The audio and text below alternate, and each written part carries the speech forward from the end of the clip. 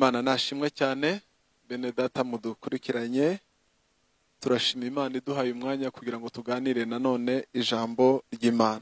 Ndagira ngo dusenge twinjire mu cy'Imana dushize ku mutima kuri uyu munsi. Data, tuguhaye icyubahiro, turagushimiye kubwo kugira neza kwawe. Uri imbaraga zacu, uri ibyiringiro byacu, uri amahoro yacu. Turagushimira ko dufite ku mutima, turagushimira ko dutekerezaho, turagushimira ko imigambi yawe nk'uko wavugiye mu kanwa k'umuhanuzi Yeremiya ni myiza kuri twe kandi ntabwo ibasha kuburizwamo n'uwo ari we wese. Turagushimiye, turakwakira muri uyu mwanya w'ijambo kugira ngo ukore ku mitima yacu mu izina rya Yesu, amen. Ndagira ngo tujye mu ijambo ry'Imana mu gitabo cya Yosuwa igice cya mbere. Ndagira ngo nsome umurongo w'9, nongere nsome ijambo ry'Imana mu gitabo cy'Abaroma 8:31. Umurongo w'9 biravuze ngo, mbese sijye ubigutegetse, nuko komera ushikame, ntutinye kandi ntukuke umutima, kuko Uwiteka Imana yawe iri kumwe nawe aho uzajya hose, amen. 8:31 Baroma. Bibiliya yavuze ngo, none ubwo bimeze bityo tuvuga iki? Ubwo Imana iri mu ruhande rwacu, umubisha wacu ninde? Iki ni igice cyacu cya kabiri cyo ijambo twaganiriyeho rivuga ngo gereza abantu benshi bakingiranywemo. Gereza abantu benshi bakingiranywemo. Twavuze gereza ya mbere ko ari ukutamenya. Uyu munsi turashaka kuvuga kuri gereza bita ubwoba. Gereza bita ubwoba. Kandi ubwoba ndagira ngo mbuvugeho gatoya. Niyo ntwari ikomeye umwanzi akoresha. Satani mu ntwaro afite zikomeye, icyo bita intwaro bita ubwoba. Ubwoba abuteza abantu bagatinya, yarangiza akabafata atarwanya. Nge hari ubuhamya nifitiye bukomeye cyane muri 98. Nabonye umugabo ukomeye, ntari buvuge ku mpamvu ze, ukomeye, wari ufite abamurinze, wize amashuri meza, ubwo bamufata arapfa. Arapfa, aramanuka, nta ndwara yindi, ubwoba gusa buramwica, avamo umwuka ntawumukojejeho urutoki. Ubwoba ni bubi, budindije abantu benshi. Ubwoba ndetse niyo ugiye mu mastatistike akorwa ku ndwara nyinshi abantu barwaye muri kino gihe, uzasanga iziterwa n'ubwoba ari nyinshi cyane. Hari abantu barwaye indwara z'umutima, atari ukubera ko bafite ibinure byinshi, atari ukubera ko hari izindi mpinduka zabaye mu mubiri, ariko kubera ubwo umuntu bagasanga tensiyo yiri hejuru cyane. N'amadiyabete menshi na za kanseri. Ntabwo nizi iby'ubuganga, ariko barakubwira ngo uko ugira ubwoba hari amaserire yikerera mu mubiri atera ibyo bibazo byose.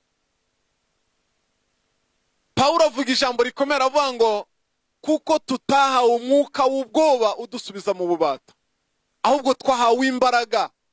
Niwe utunihisha, utuvugisha ngo tura abadata, turabe Imana. Nkunda abaririmbyi, Gisubizo Ministry yarimbye avuga ngo, ntidufite gutinya habe na gato, kuko ubuzima bwacu buri muri we. Ntidufite gutinya habe na gato, kuko ubuzima bwacu buri muri we. Haba mu byago ndetse no mu makuba, aturindisha imbabazi agira. Haba mu byago ndetse no mu makuba, aturindisha imbabazi agira. Iyo turyamye dusinziriye cyangwa iyo tugenda mu mihanda, turindwa n'imbabazi zayo, turindwa n'urukundo rwa Yesu, turindwa n'imbabazi zayo, turindwa n'urukundo rwayo. Kuba turiho n'ubuntu bwayo, kuba turiho n'urukundo rwa Yesu. Haleluya. Ubwoba, gereza ibohewemwo abantu benshi. Dusomye ijambo rikomeye Imana yivuganiye n'umugaragu wayo Yosuwa. Yosuwa ni umugabo ukomeye njya nkunda cyane muri Bibiliya. Njya numva mpora nsaba Imana ngo Mana, mu butwari, mu bwenge, mpa wisdom yari muri Yosuwa. Yosuwa wahagurukanye n'Abisiraheli bose muri Egiputa, ariko biratubwira ngo yari umugaragu wa Mose, kandi kongera ikamuvuga nk'umusirikare. Ndashima Imana ko abizera turi abasirikare. Biraba ngo turi abasirikare benshi bogejwe mu maraso ya Yesu Kristo, kandi we ubwe niwe mugaba utuyoboye. Yosuwa, igihe abandi mu butayu bigaragambyaga bitewe n'ubuzima bari babonye, bitewe n'izuba, bitewe n'inzara, Yosuwa yarahagaze agahora yibutsa abantu icyo Imana yavuganye nabo, akababwira Imana yavuganye natwe ko itujyanye i Kanani, ntago tuzagwa mu butayu. Ubwoba arabutsinda we n'umugabo bita Kalebu. Iyo usomye igice cya 13 cyo Kubara n'icya 14 uraza kureba ubutwari bw'uyu mugabo. Igihe Mose yari amaze kubatuma bavuye gutata igihugu cy'isezerano, ngo 10 muri bo bazana inkuru z'inshamugongo, ariko Yosuwa na Kalebu bavuga amagambo akomeye, baravuga ngo ntimugomere Uwiteka, ntimuterwe n'ubwoba. Ndagira ngo nkubwire, ubwoba bujya butuma abantu bagomera Imana, ubwoba bujya butuma abantu bitotombera Imana, ubwoba bujya butuma abantu batagera mu masezerano, ubwoba bujya bwica. Baravuga ngo twambuke nonaha, Abanyakanani turabarya nk'imitsima. Kubera iki? Nta kibakingira bafite. Niyo mpamvu nasomye ijambo riri mu gitabo cy'Abaroma igice 8 umurongo wa 31 ngo noneho ubwo Uwiteka ari mu ruhande rwacu, nk'ubishaka azabande. Ubwo Uwiteka ari mu ruhande rwacu, ninde wadutera ubwoba? Ubwo Uwiteka ari mu ruhande rwacu, ninde watunaniza? Ninde watubuza kugera ku cyo dushaka? Uwiteka ari mu ruhande rwacu, umubisha wacu azabande. Niki gitumye wemera kujya muri gereza y'ubwoba? Niki gitumye utaka? Mose Abisiraheli bamutesheje umutwe, atakira Imana iramubwira ngo niki gitumye untakira? Niki gitumye urira? Ati inyanja. Imana iramubwira ngo inyanja nta nkono ufite mu ntoki zawe, imbaraga zose naraziguhaye. Ndagira ngo mbabwire inshuti y'Imana, Paul yaravuze ngo muri izi nzabya zibumba habitsemo imbaraga z'Imana. Dufite imbaraga z'Imana, ntago tugomba kwemera ngo Satani atugurishe ubwoba bwe, kandi twaramenye Imana. Gereza bita ubwoba. Niba hari ikintu giteye Imana agahinda, ni abantu bamenye Imana ariko bakigenda n'ubwoba, ni abantu bamenye Imana ariko bakibaho mu bwoba. Ndagira ngo nkubwire, ya maso yawe ahora yitegereza ubwoba, ubu munyabwoba, ubu munyabwoba. Ya maso yawe ahora yitegereza kugutsindwa, ureba ibitaragezweho, uhora uri umutsinzwi. Ariko ya maso yawe atumbira umusaraba, ukareba insinzi ya Yesu, uba umutsinzi. Kuko Paul aravuze ngo turi abatsinzi no kurushaho. Imana yacu ishimwe cyane. Mu gitabo cyo Kuva, iyo ugisomye igice cya 20, ndagira wumva aya magambo Imana yabwiye Mose. Kuva igice cya 20 umurongo wa 20. Umva, haravuga ngo Mose abwira abantu ati, nimuhumure kuko Imana izanywe no kubagerageza no kugira ngo gutera ubwoba kwayo guhora imbere yanyu, mudakora ibyaha, mwitinya. Aha ni cya gihe yari amaze kubasomera amategeko ngo abantu bahagaze kure ye, ababwira amagambo akomeye. Abantu bose barimo bumva inkuba zikubita, babona imirabyo, bumva ijwi rya hembe, ngo barangije babona ku musozi hacumba umwotsi. Mose arababwira ngo mwitinya. Hari ibintu urimo unyuramo ukabona bisa nkaho bigiye kukwica. Ndagira ngo nkubwire inshuti yanjye, Imana irimo irashaka kukwereka imbaraga zayo. Imana irimo irashaka kukwereka gukomera kwayo. Imana ibwira Yosuwa ngo ntutinye. Yari amaze kumubwira uburyo umugaragu we Mose yamaze kuruhuka, yamaze gutabaruka. Arangije aramubwira ngo ariko Mose nubwo yapfuye ntabwo isezerano ryanjye rirapfa.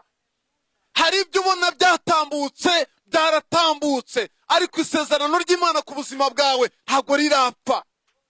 Ntabwo rirapfa. Ntabwo rirapfa. Urimo urabona imyaka iguhitaho, abantu bakakubwira ngo imyaka yahise, ntabyo ukibonye. Abantu bajya bavuga iyo warengeje 35 utarakira, gukira ugeze muri 40 biragoye. Ndagira ngo nkubwire, ibyo ni iby'abantu. Abrahamu yabyageze mu 100. Abrahamu yabyageze mu 100.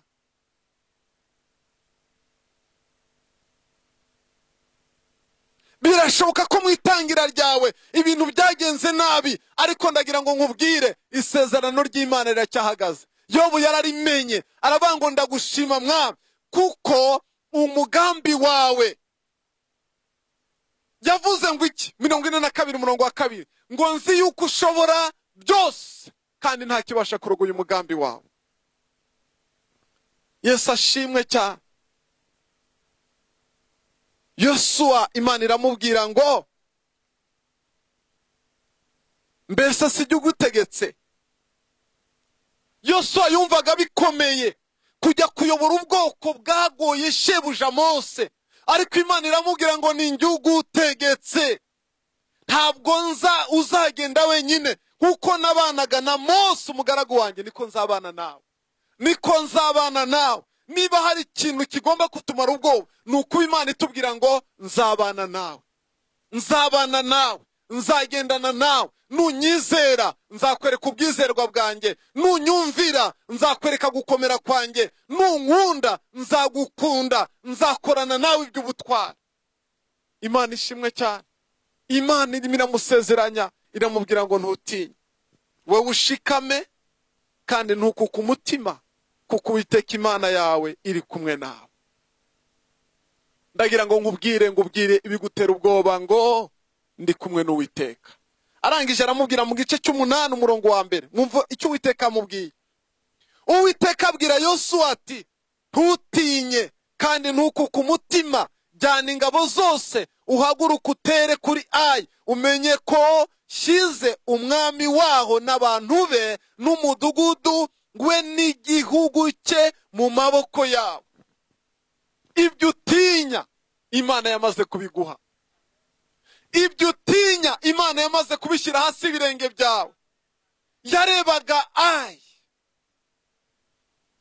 arayireba imutera ubwoba, arayireba arakuka umutima. Ntabwo nzi ibyo urimo ubona imbere yawe biguteye ubwoba, ntabwo nzi ibyo urimo wumva biguteye ubwoba. Yarebye Ayi aratinya kuko yumvaga umwami waho akomeye. Imana iramubwira ngo Yosuwa ntutinye kandi ntukuke umutima, hagurukana n'ingabo, kuko umwami Ayi n'abaturage be n'umudugudu we namaze kubishyira mu biganza byawe. Ntabwo uzigera.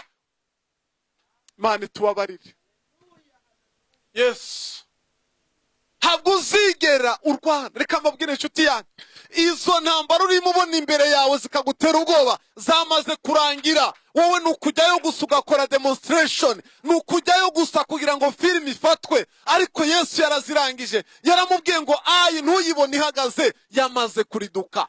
Iri ni ijambo bavugiye mu butayu bavuye gutata i Kadeshi Barnea. Arababwira ngo iki? Arababwira ngo bari abantu nta kibakingira bafite kubera ko nta Mana iri muri bo.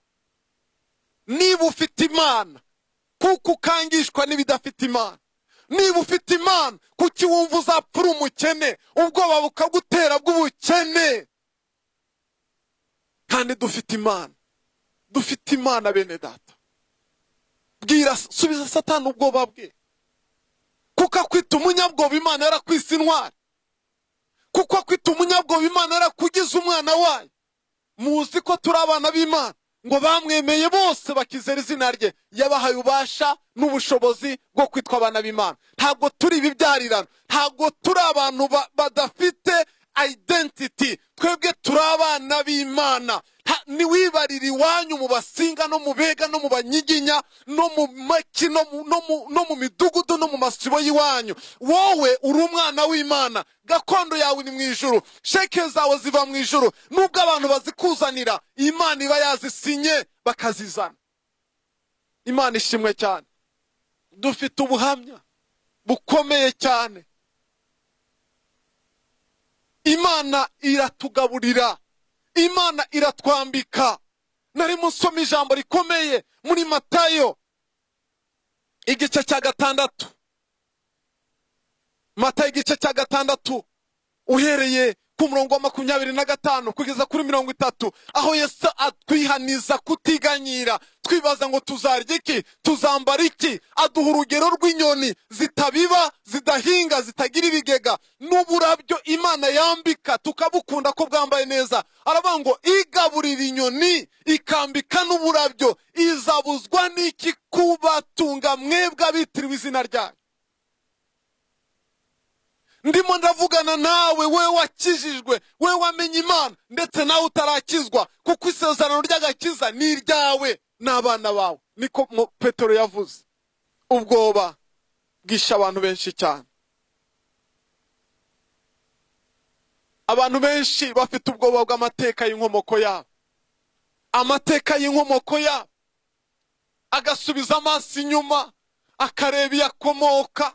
Nkanjye nkireba kwa Rukundo aho mvuka, kwa Twahigire iwacu muri iriya shyamba twavukiyemo, aho abo tuvukana batagize amahirwe, aho imiryango yacu itabaye ikomeye, aho tudafite umutegetsi utuvukamo, aho tudafite abantu b'ibikomerezwa. Narangiza nkarebayo nkavuga ngo ariko nta background mfite. Nibyo, ariko ndagira ngo nkubwire background ndabifite. Nge nkomoka ku Mana. Mbere yuko Rukundo mbyara, nge nkomoka ku Mana, n'uw'Imana. My background, where I came from, navuye mu bitekerezo by'Imana. Imana yabwiye umugaragu we Yeremiya, mu bitekerezo byanjye utarabura urusoro mu nda ya nyoko nari ngufite. Ntabwo ndi uw'imasisi, ntabwo ndi uwo ku Gisozi, ntabwo ndi uwo mu Bigogwe, ntabwo ndi uwo mu Mutara, ntabwo ndi uwaheye, ntabwo ndi uwo mu majyaruguru no mu majyepfo. Ngewe nkomoka mu bitekerezo by'Imana. Niyo soko yo kubaho kwanjye, niyo soko yo kubaho kwanjye. Satani ntunkange ngo untere ubwoba, unyereka amateka yanjye, unyereka ibyo nabayemo, unyereka ibyo nakoze bitari byiza. Ndigira ngo nkubwire, mfite amaraso ya Yesu mu gahanga kanjye. Ndi uw'Imana, ndi uw'Imana. Nta bwoba. Ubwoba ntabwo. Uwiteka ari mu ruhande rwanjye, nta mubisha mfite. Imana yacu ishimwe cyane. Yesaya igice cya 12 umurongo wa 2. Ndagira ngo masome Yesaya 12 umurongo wa 2. Yesaya 12 umurongo wa 2 havuga ngo iki?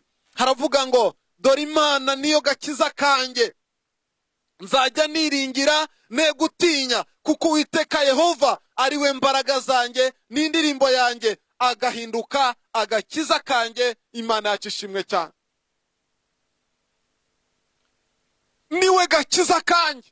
Ibyo Satani abakwereka yarabirangije. Bibiliya ivuga ngo iki? Urwandiko rwaturegaga rwavugaga amateka yacu, rwavugaga ibyo twabayemo, rwavugaga aho tuvuka, imiryango itari ifite agaciro. Yesu yarujyanye ku musaraba, yararubambye. Ufite izina rishya. Uza akakubwira mubwira ngo waribeshya, ayo ni amateka. Reka nkubwire amateka agezweho. Ndi umwana w'Imana, ndi umutambyi, ndi umwami, ndi igikomangoma, shinzwe kwamamaza ishimwe ry'ampamagaye mu mahanga. Amateka y'inkomoko yawe. Icya kabiri ni amateka y'ibihe urimo, imibereho urimo unyuramo, ubuzima urimo unyuramo, ubuzima urimo unyuramo.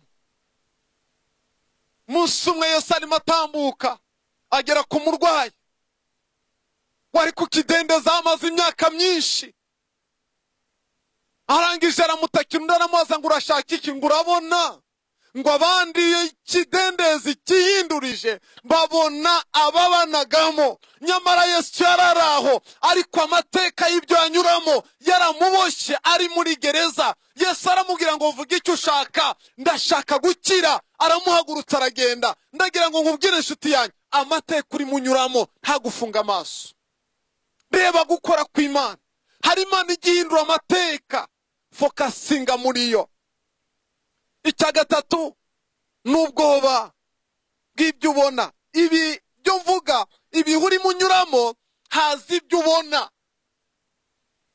Iyo usomye igitabo cy'Abami ba kabiri igice cya 6 umurongo wa 15 n'uwa 16, tubonamo Elisa, ingabo z'Abasiriya zamuteye zije kumwica, ngo bagiye kubyuka zari zamaze kugota urugo rwe. Umugaragu asohotse abona ingabo, agaruka afite ubwoba, abwira Elisa ngo turapfuye. Elisa aramubwira ngo ntago dupfa, ngewe ntago ndi umuntu usanzwe, ntago ndi umuntu usanzwe, ntago mpfa, ntago mpfa, ntago mpfa.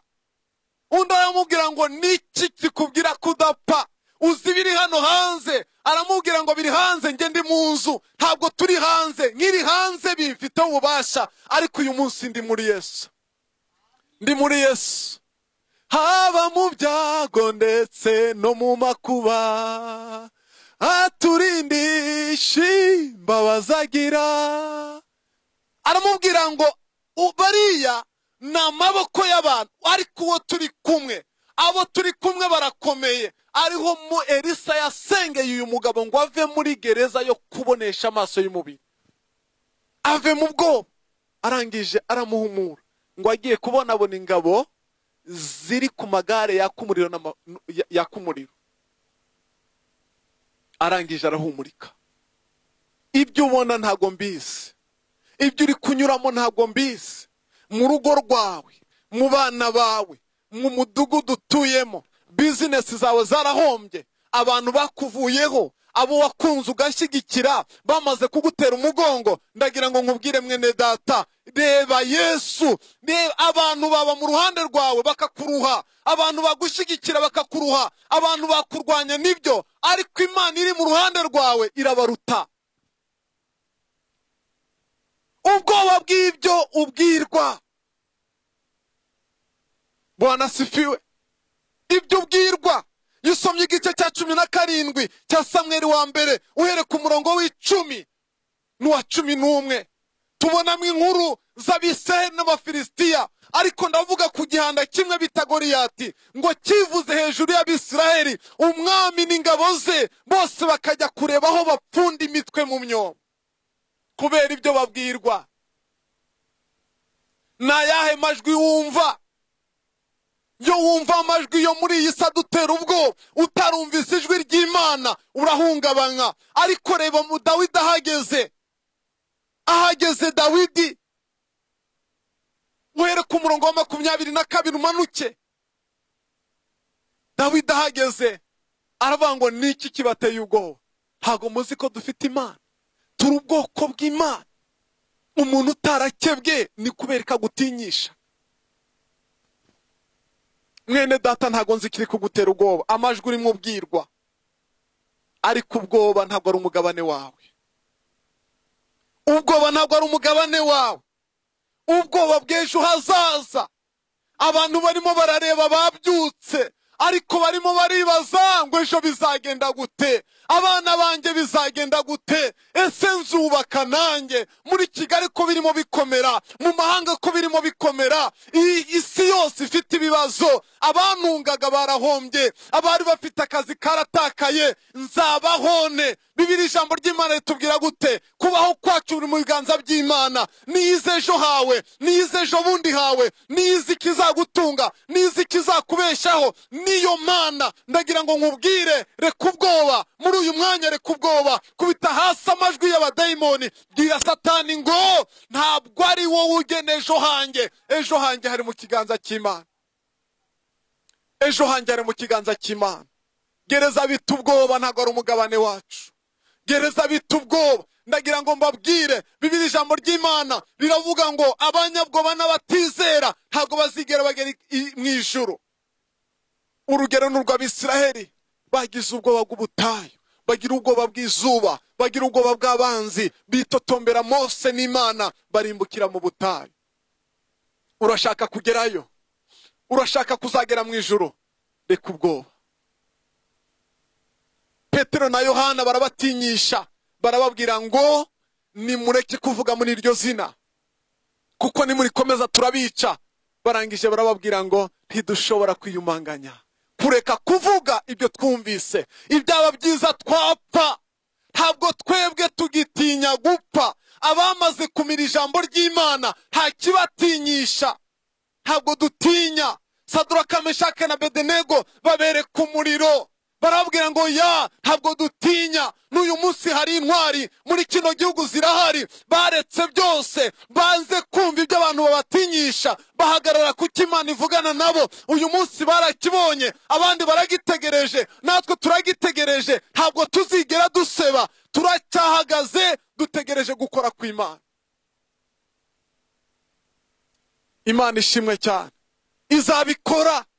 Hari umuntu umwe waje arambwira, indaya arara ku rugi rw'iwacanuka, ndi kumwe n'umudamu wanjye, ngo insengero bazifunze, noneho muzarya iki? Mugiye guseba ku musozi wa Gisozi. Yanutse amasaha arenga 5, numva nabyuka nkajya kumukubita. Ngeze ku muryango numva ijwi rimbwira ngo mureke. Ubu ni ubuhamya buzavuga kuri uyu musozi. Imitwe yanyu murayitekera he? Mwabwirizaga mukabaho, mwavuga kugira ngo murye, amaturo bayafunze. Ndagira ngo nkubwire inshuti yanjye, ntabwo turiho kubw'amaturo, turiho kubw'ubuntu bw'Imana. Ntabwo turiho kubw'abantu badukunze, turiho kuko Imana yadukunze. Iyo niyo Mana izajya idutungana n'imiryango yacu kugeza iteka ryose. Ngiye gusenga, ariko ntabwo nzi ikiguteye ubwoba. Ntabwo nzi umuntu waguhagaritse umutima. Ntabwo nzi umuntu waguteye ubwoba arimo akubwira amagambo agusonga. Ntabwo agushyigikira mu byo ukora. Agushigikiza kuguca intege, agushigikiza kugutera ubwoba, agushigikiza kukubwira ko bitazashoboka, agushigikiza kukubwira ko wayobye. Ndagira ngo nkubwire, ntubyiteho. Wo mubwira ngo nguhaye igihe, uzamenya ko ntahisemo nabi, uzamenya uwo ngendana nawe. Birashoboka kuko abantu bemezwa n'ibifatika, birashoboka ko ibibemeza bitaraza. Uwo babwira ntibamubona kuko ni Imana y'umwuka, ntabwo ibonwa n'amaso y'umubiri. Ariko bategereje kubona amafaranga azaza, bazabibona. Amazu uzayubaka bazabibona, minisitiri zaguka bazabibona. Bazamenya ko uwo muhagararanye akomeye, kandi umufite muri we ntabwo aterwa ubwoba. Data, mu izina rya Yesu nguhaye icyubahiro. Uri Imana yo kwizerwa ibihe byose, uri Imana y'imbaraga ibihe byose, uri Imana ihambaye, uri Imana ikomeye. Ndagushimiye kubw'ijambo ryawe ryiza. Vana ubwoko bwawe muri gereza y'ubwoba, vana abana bawe muri gereza y'ubwoba, vana abana bawe muri gereza y'abadayimoni itujyana mu rupfu, itujyana mu irimbukiro, kuko nta munyabwoba uzigera ugera mu bwami bwawe. Ngushimiye kuduhaye imbaraga muri iki gihe cya none kigoye kandi gikomeye. Mu izina rya Yesu dusenze twizeye, amen amen. Imana yo mu ijuru ibahe umugisha, ibagirire neza.